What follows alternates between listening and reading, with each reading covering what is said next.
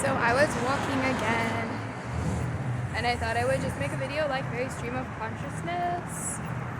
This is not as nice an area as my previous walks, but whatever.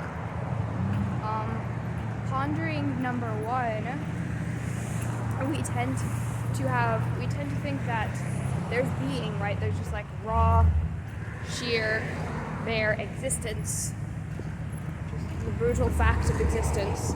And then kind of layered on top of that is goodness.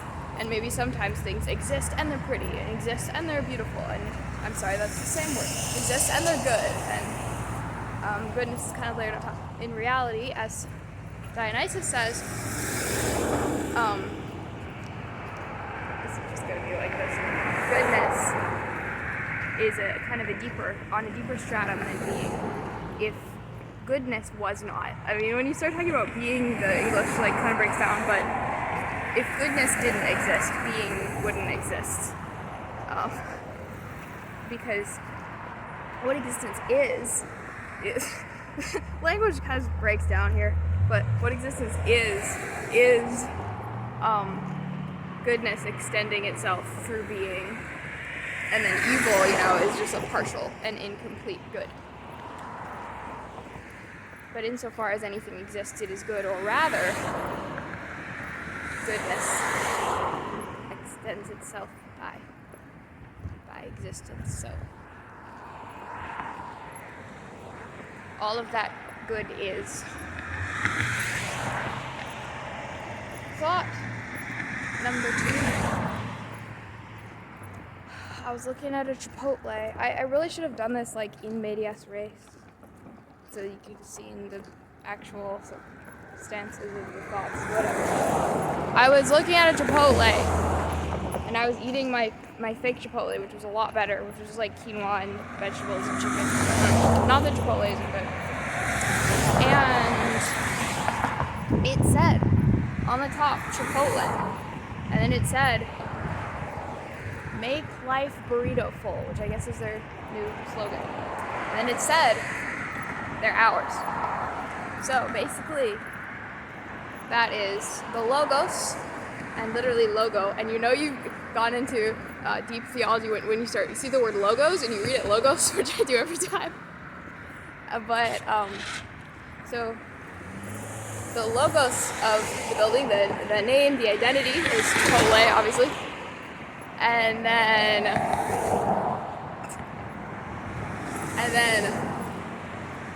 the telos of the building, right? Make life burritoful. One moment. Anyway, the telos of the building, make life burritoful, apparently. And then the schedule of the building, so essentially the liturgical cycle of the entity that is Chipotle in this world.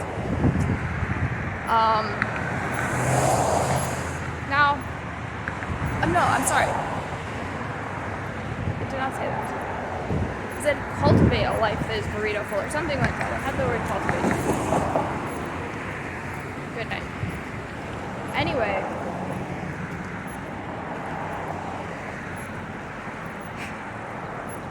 That's the telos of the organization Chipotle. Now, if that Chipotle was integrated into a proper traditional society, that telos would be kind of enveloped and integrated also itself into the wider and wider and wider purposes of the society and in the end of existence. And so it would have a place in a wider scheme, and a harmonious place in a wider scheme that would in the end be, the church or religious tradition, and it would be for the glory of God and affirm God. But as it is, we really don't have any of those higher structures to give a place to the lower, merely commercial burrito making ones. So what ends up happening is, instead of even the act of making the world burritoful being put in place in a wider scheme of bringing the world into harmony with God,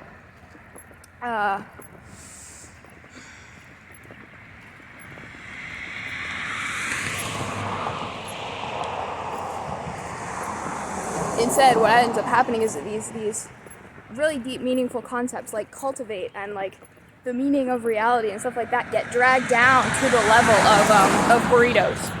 And then we start to kind of take a cynical attitude toward all of it and toward all of reality. And Chipotle and, you know, other brands and like celebrities obviously have to play for us not only their role that they're really meant to play, but have to take the place of a whole religious, liturgical, prayer, life, like the whole structure of worship has to be taken up by these really kind of narrow organizations that aren't meant for it.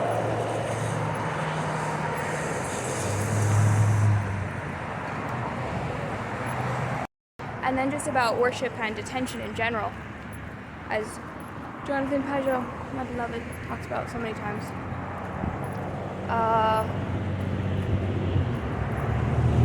So I was walking like along the street and there was a leaf falling and I thought it was a butterfly and I was like looking over at it and I watched it all the way till it fell. I was like, eh. So by doing that, I directed my attention instead of toward, you know, the street or what I was doing as far as walking or whatever. I directed my attention instead toward that leaf that was falling, and in that way affirmed, gave that leaf and that like natural action outside of my own little closed realm of things and outside of my own little closed path, gave that leaf some attention, some of my attention, and in essence some of my worship, and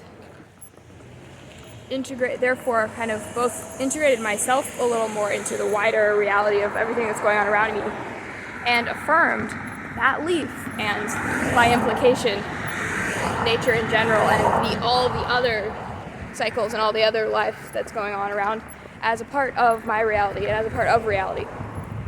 And that is a very tiny little piece of what is our duty as humans, and as especially any human that wants to heal some of the the Chipotle religion in this world is doing that and redistributing your attention to what is really most real and what really matters, and putting the things back in place. Anyway, snapshot of my stream of consciousness these days. If you watch enough Jonathan Pajot videos, your mind can be full of thoughts such as these. Adios. Oh yes, and then the other thing was, speaking of telos, what's the plural? Telos? It's not teloses. I don't know. Anyway, speaking of our own personal purposes, lower level purposes that we're constantly kind of navigating between and juggling, about 15 of them at once, at all times. And like kind of like boredom. I'm working on a proper video about like time and boredom and how everything opens onto the infinite, but it's a lot to think about, so it's not ready yet. However, it's like, I mean, really, what you get bored or like irritated and angry and agitated and whatever when your current purpose is being interrupted, or you feel like you're not getting there fast enough or whatever. And it's kind of not like being tired of the thing that you're engaged in, because if you're really engaged, you don't get tired of it. It's just like being agitated and distracted, and that's what leads to boredom and anger and a lot of other things that we don't want. In reality, though, the world is always a lot wider than our immediate, proximate kind of purpose. So, for instance, I'm like walking home right now. But there's a lot of other things going on. For instance, that tree is growing, has been growing for however many years, and it's growing. It's doing a great job. And the leaf that like fell, and in the level of my own life, I have other things that I'm also attending to or in the middle of, other purposes that I'm going towards as I'm walking home, like stuff I'm going to do later today, that speaking of all of the thoughts that I'm having in Ponderings that I'm working on, relationships that are, I can think of memories and future hopes for those, and then of course obviously as we get higher up, things like God's continuing presence in creation, and how all of this is, as Pierre Théard de Chardin talks about so beautifully. I love you, Pierre.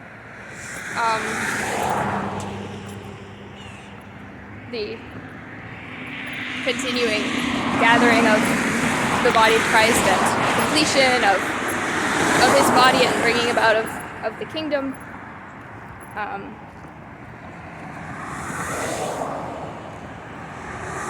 So there's a lot to think about other than just your immediate purpose, and the key to not being bored and to engaging in time in the right way is to be able to like switch, as it were, or keep those in balance and keep them in their proper position,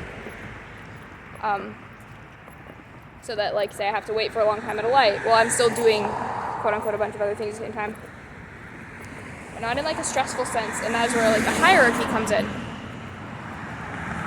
And I think this is the practical value, and you shouldn't speak of a practical value, that kind of thing, but like, this is the practical value of, I guess, getting super, super high up in contemplative prayer to where you're just like, this has never been me yet, like, you know, caught away from like all of your senses and only conscious of God and not even really conscious of your own existence, etc.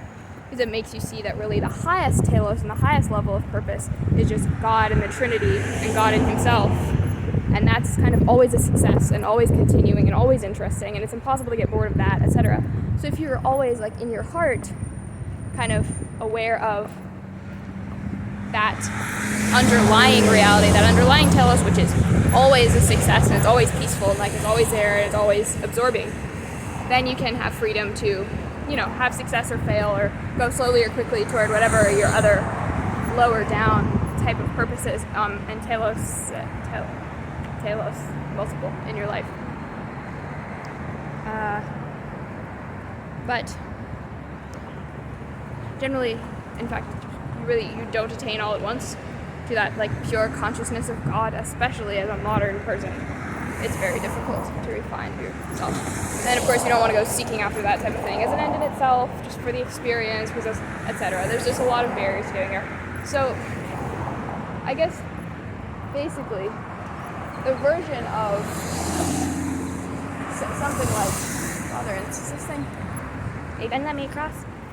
The version of like the cloud of unknowing and works like that we can kind of all implement right away is think of something that you can always be doing, or have your, I'm gonna cross, please don't run me over, have your attention engaged in, or your worship, engaged in, preferably it should be, anyway, something that does not depend on it, really anything external, and that you could do, that you could be engaged in, or be contemplating on, meditating on, even if, you're sitting in a blank room, empty, just sitting there.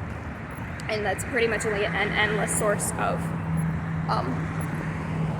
interest. And there are pretty endless sources of interest. I mean, if you are like looking at, your child or whatever, you don't really get tired of just like staring at their little sleeping face of a little baby. I mean, even if it's not my baby, I can stare for a long time. So I can only imagine how much stronger. Anyway, stuff like that. Like, as you get into more of the personal dimensions of things and into more of the dimension of love and closer to purely God, it really doesn't, it ceases to be this finite thing of like getting bored and, stuff ending and going away and like and things just become more unified. So to always keep in mind, to keep like your heart, I mean, this is what scripture tells us to do, to kind of keep your heart, if not directly on God, at least on a somewhat higher level than your immediate sensory proximate like purposes and stressful stuff.